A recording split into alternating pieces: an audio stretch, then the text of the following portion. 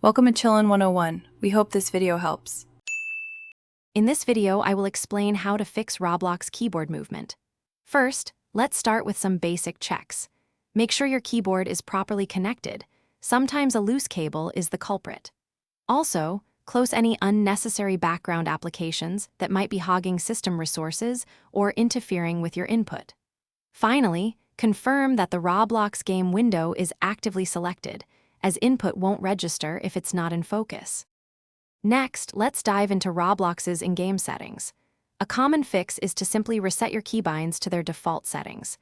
This can resolve any accidental changes or conflicts. While you're there, double-check that your movement keys, usually W, A, S, and D, are correctly assigned. Sometimes, a custom keybind might be overriding the standard controls, causing unexpected behavior during gameplay. Moving on to software and drivers, ensuring your keyboard drivers are up to date is crucial for optimal performance. Outdated drivers can sometimes cause input issues.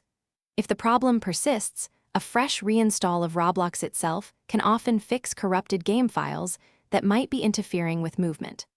Also, keep an eye on your task manager for any resource-heavy background programs that could be slowing things down.